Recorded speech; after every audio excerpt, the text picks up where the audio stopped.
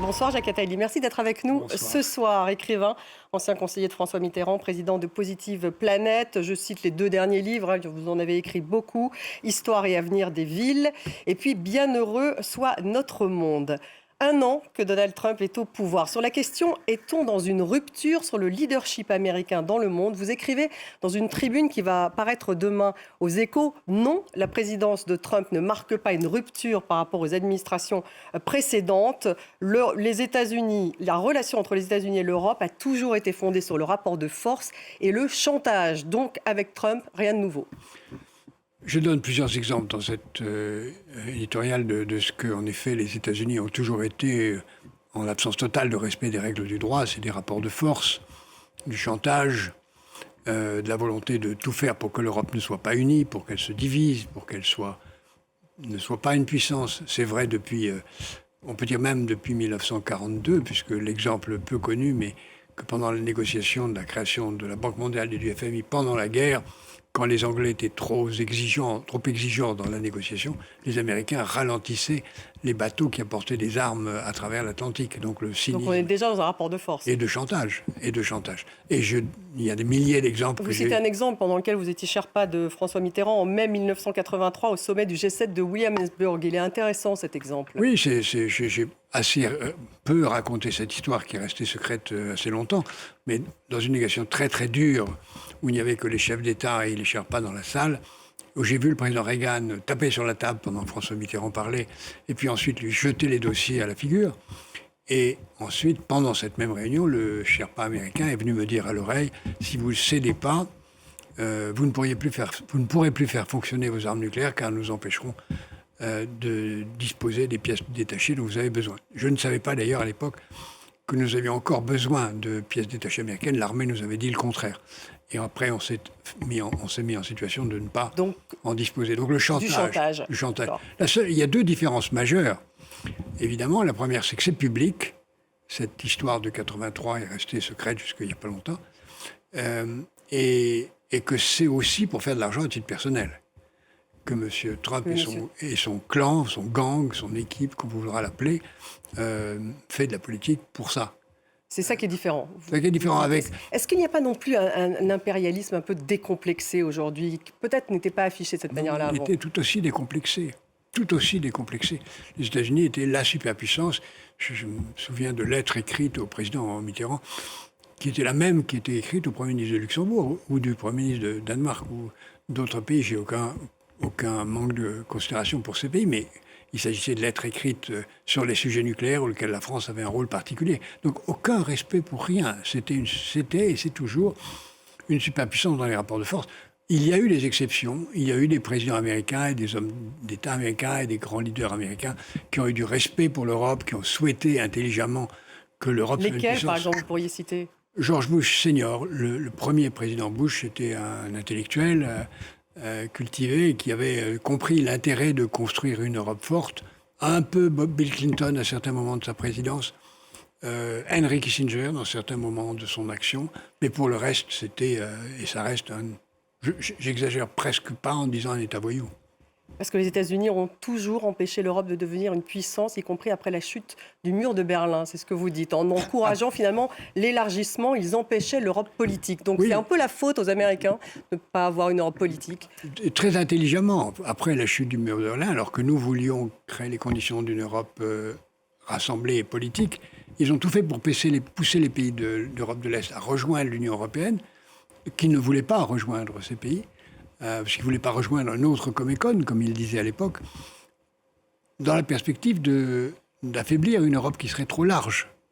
Et qui, en effet, et ça réussit, une Europe plus large, à 27, et beaucoup plus difficilement une entité politique. Mais pourtant, Jacques Attali, on a quand même l'impression en ce moment que la relation entre les États-Unis et l'Europe n'a jamais été aussi malmenée dans l'histoire récente. Cette volonté de contrôler le Groenland, de le dire ainsi, Trump parle de la force, ensuite il parle de lâcheté. Même s'il y a eu donc cet accord trouvé avec le secrétaire général de l'OTAN, ça semblait totalement impensable il y a quelques années.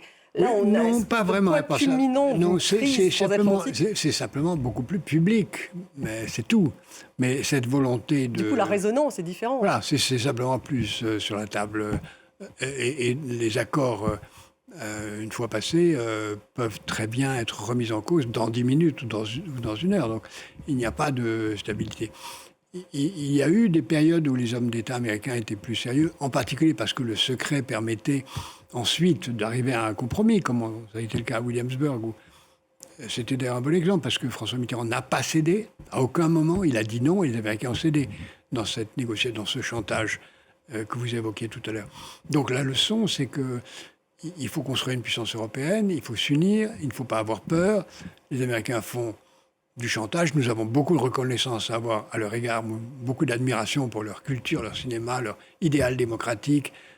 Beaucoup de gens sont extraordinaires culturellement et politiquement aux États-Unis, mais la politique américaine a toujours une politique de grande puissance. Même lorsque Donald Trump ne parle jamais d'alliés, il humilie, hier dans le discours, il humiliait les Européens, il humiliait les Allemands, il humilie Emmanuel Macron. On a l'impression de ne jamais avoir entendu ça. Joe Biden, par exemple, avec les Ukrainiens, il a soutenu l'Ukraine. Là, il a humilié Volodymyr Zelensky, Donald Trump. C'est la différence. Non, la seule différence, c'est que c'est public. Mais dans le passé, c'était comme ça, mais en privé. Et le résultat n'était pas différent. Il y a une différence avec Joe Biden, peut-être, quand même, sur le soutien des Ukrainiens. Oui, parce que sur la vous façon avez raison, dont ils sont parce que Joe Biden avait un secrétaire d'État qui était lui-même très européen par son histoire personnelle et une administration qui était beaucoup plus respectueuse. Mais dans le rapport de force, c'était la même chose. Dans le soutien à l'Ukraine, différent tout de même. Avec des allers-retours quand même. Oui. Il n'a pas suspendu le renseignement américain aux Ukrainiens, ce qu'a fait Trump dès qu'il a pu le faire. Il y a en plus cette dimension personnelle de Trump qui agit comme s'il était un agent russe. Ça, c'est aussi en plus. Ça, c'est en plus, mais c'est important, cette dimension personnelle. Oui, c'est important. Mais encore une fois, ça s'inscrit dans une histoire américaine où les Américains, regardez dans d'autres domaines, en matière bancaire ou en matière d'extraterritorialité du droit américain, c'est pas Trump qui a imposé ça, c'est il y a très longtemps. Regardez en matière de non-solidarité avec les Européens dans la lutte contre le terrorisme. Ça a été vrai sous François Mitterrand, ça a été vrai sous François Hollande, ça a été vrai en multiples occasions. C'est pas nouveau.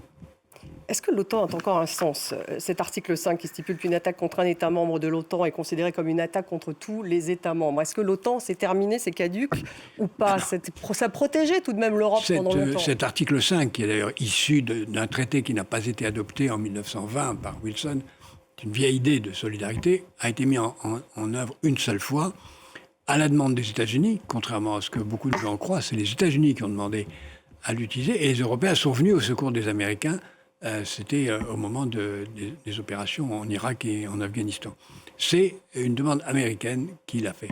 Est-ce qu'aujourd'hui, les Européens iraient au secours des États-Unis ? Sans aucun doute. Est-ce que l'Amérique irait au secours des Européens ?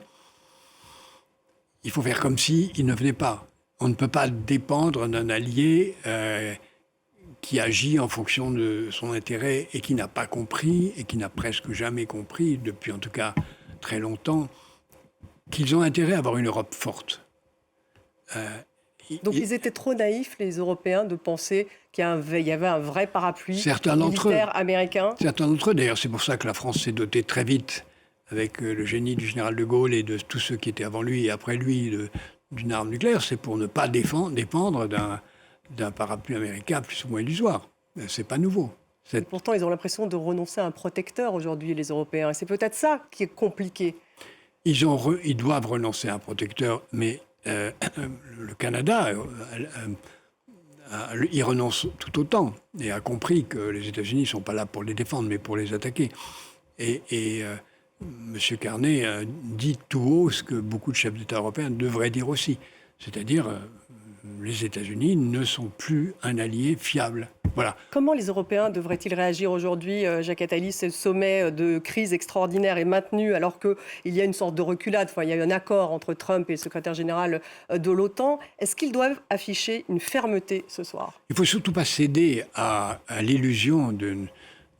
on ne vient pas, et puis donc vous vous désarmez, vous enlevez vos troupes en Groenland, et puis brusquement on découvre que 3 semaines plus tard, ou une semaine plus tard, il y a des troupes américaines. Donc il faut rester déjà au Groenland. Surtout ne pas partir. Surtout ne pas partir. Est-ce qu'il faut sortir le bazooka commercial ? Oui, il faut être prêt à le sortir, il faut être crédible. Il faut peut-être pas le mettre en œuvre si les Américains reculent, mais il faut être crédible.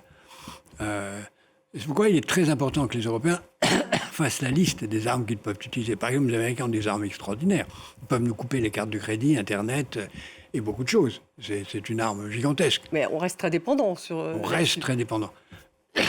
Mais il faut que nous-mêmes fassions la liste des armes que nous pouvons utiliser, en espérant ne pas avoir utilisé. Encore une fois, moi je suis un grand ami, admirateur des États-Unis. Je rêve d'une situation où les États-Unis seraient ce que j'ai toujours rêvé qu'ils deviennent, c'est-à-dire une Europe qui a réussi.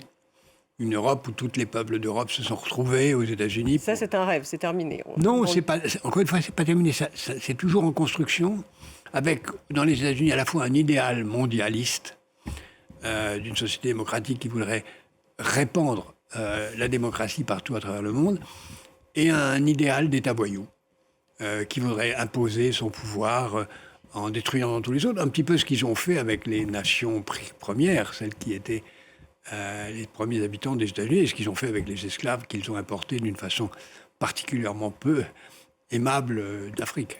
Marc Carnet, vous faisiez référence il y a un instant, le Premier ministre canadien qui a fait un discours à Davos. Si vous n'êtes pas à table, vous êtes au menu. Il faut des accords entre puissances moyennes, des alliances.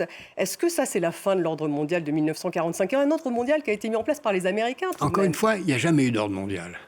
Il y avait un désir, en tout cas. Il y avait une illusion. Il y a des institutions... mais Bretton Woods d'un côté, l'ONU de l'autre. Prenez l'exemple de Bretton Woods. Bretton Woods est une institution américaine, totalement dominée par les États-Unis, telles qu'elles sont construites, telles qu'elles sont organisées. Ce n'est pas parce qu'il y a un directeur général français, le numéro 2 est américain. Le droit de vote sont majoritairement américains et alliés. Elles pouvaient être réformées, ces institutions. Elles ne l'ont jamais été. Et les Nations Unies sont une juxtaposition d'États, il n'y a pas de supranationalité. Donc, on a vécu volontairement sur l'illusion d'un ordre qui n'était en fait qu'un ordre américain policé. Et l'ONU ? Et l'ONU, c'est une juxtaposition de nations qui s'affrontent. Heureusement, la France a obtenu, grâce au génie, encore une fois, du général de Gaulle et de Pierre Mendès France, un siège permanent. Mais ça n'a jamais été qu'une juxtaposition d'intérêts nationaux. Il y avait au moins un idéal de justice, une CPI. Cet idéal, il y a une voie, tous les pays y sont. Cet idéal existe et reste à construire. Il existe aussi dans l'idéal de la Constitution américaine. Mais encore une fois, il y a une phrase qui a été dite il y a quelques mois par un des gourous de Trump qui dit tout. Dans M. Curtis Yarvin, il a dit en Constitution américaine, il y a 3 pouvoirs. Exécutif, législatif et judiciaire. Rappelez-moi lequel des 3 dispose de l'armée. Ça dit tout. Si vous avez un pouvoir exécutif qui dit que l'armée est à son service et que le législatif et le judiciaire vont se coucher devant l'armée, c'est-à-dire devant l'exécutif, ça s'appelle une dictature. Cette phrase est celle d'un conseiller d'un dictateur. Le conseil de la paix qui a été mis en place par Donald Trump, là, on l'a vu à Davos, il a été créé. Alors pour le coup, là, ce sont des invitations de Donald Trump. Tout est dirigé par le président américain. Il peut le révoquer. On n'est plus du tout. Il veut concurrencer l'ONU, mais là, on n'est plus du tout dans la même démarche. Jacques Attali, la France a refusé d'ailleurs l'invitation. Il n'y a pas de traité. La Norvège aussi, d'ailleurs, et les Ukrainiens aussi. Donc ce conseil de la paix qui vise C'est une sorte de Mar-a-Lago planétaire. Club où on joue au golf, où on fait... mais ça ne survivra pas à M. Trump. Il n'y a même pas de texte qui définit des statuts, des droits de vote, des règles. Ah si, il y a une règle improvisée de cotisation. Il faut payer 1 milliard pour être membre. C'était censé être aussi un comité pour Gaza. Il y a un sous-comité d'ailleurs. Voilà. Vous pensez que ça peut servir à quelque chose, ça, pour Gaza en particulier ? Gaza, ça ne peut trouver de solution que quand il y aura une reconnaissance réciproque des Israéliens et des Palestiniens. On en est loin. Encore un mot sur les alliances. Est-ce que le monde aujourd'hui est plus dangereux qu'il y a 20 ans ? Oui, il est plus dangereux parce que on a eu un rare moment où on avait un dirigeant russe qui voulait rejoindre l'Europe. C'était M. Gorbatchev, M. Helsinki et les premières années de M. Poutine. On ne l'a pas vu, on ne l'a pas fait, c'était une grave erreur. On avait des présidents américains qui avaient peur de la guerre. Là, on a l'impression d'une situation erratique où tout est possible. Et quand tout est possible, avec des dirigeants qui sont en train de dire qui est le plus gros, le plus puissant, ça peut déraper n'importe comment, parce qu'il n'y a pas de réflexion stratégique très profonde. On va écouter Emmanuel Macron dans une petite minute, donc à Bruxelles. On l'écoute. Informel européen